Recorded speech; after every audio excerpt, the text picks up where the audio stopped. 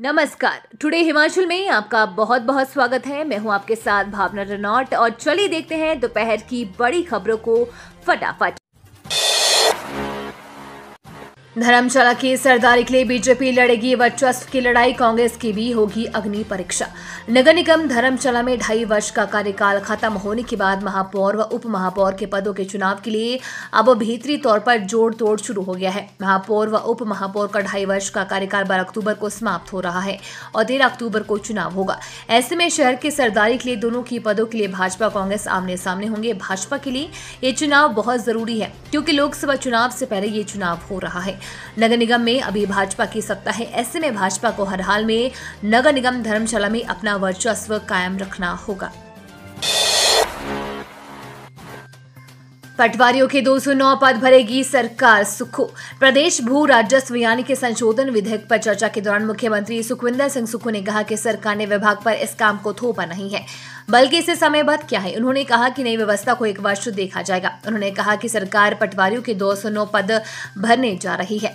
उधर हिमाचल प्रदेश विधानसभा में मुख्यमंत्री सुखविंदर सिंह सुक्खू ने शनिवार को लोकायुक्त संशोधन विधेयक प्रस्तुत किया। इस संशोधन विधेयक के तहत पहले उच्च न्यायालय के मुख्य न्यायाधीश ही इस पद पर नियुक्ति के पात्र थे, लेकिन सरकार ने वर्ष 2021 में मुख्य न्यायाधीश के साथ साथ उच्च न्यायालय के न्यायाधीश को भी लोकायुक्त के पद पर नियुक्ति का प्रावधान कानून में किया। ऐसे में अब लोकायुक्त के पद पर उच्च न्यायालय के किसी न्यायाधीश की नियुक्ति के उद्देश्य से कानून की धारा 7 में संशोधन किया जाना है। न्यायाधीश के लोकायुक्त पद पर नियुक्त होने के बाद वो इस पद के वेतन एवं भत्तों को प्राप्त करने के पात्र होंगे।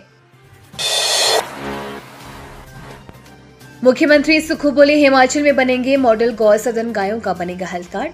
मुख्यमंत्री सुखविंदर सिंह सुक्खू ने कहा कि हिमाचल में मॉडल गौ सदन बनेंगे। पायलट आधार पर किसी एक जिले को चुनकर इसका निर्माण होगा। इसके बाद अन्य जिलों में मॉडल गौ सदन का निर्माण होगा। कृषि मंत्री ने कहा कि गायों का भी हेल्थ कार्ड बनाया जाएगा।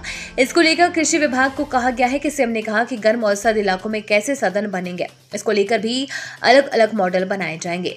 उन्होंने सड़कों पर पशुओं को लावारी छोड़ने पर चिंता जाहिर की। मुख्यमंत्री ने ये जानकारी नियम 130 के तहत विधायक देवेंद्र कुमार भुट्टो, इंद्रदत्त, लखनपाल, संजय रत्न और होशियार सिंह की ओर से गौ संरक्षण पर उठाए गए मामले पर दी। इससे पहले विधायकों की चर्चा का जवाब देते हुए कृषि मंत्री चंद्र कुमार ने कहा कि पशुओं में चिप लगेगी।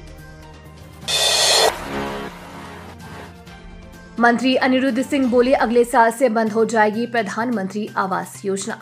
ग्रामीण विकास एवं पंचायती राज मंत्री अनिरुद्ध सिंह ने बताया कि अगले वर्ष से प्रधानमंत्री आवास योजना बंद हो जाएगी। केंद्र सरकार ने आगामी वित्त वर्ष से इस योजना को बंद करने का फैसला लिया है।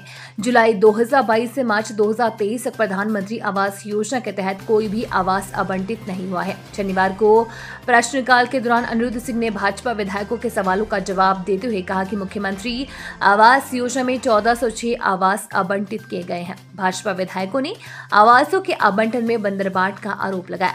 पवन काजल ने कहा कि जिला कांगड़ा के ओबीसी बहुल क्षेत्रों में आवंटन कम हुआ है।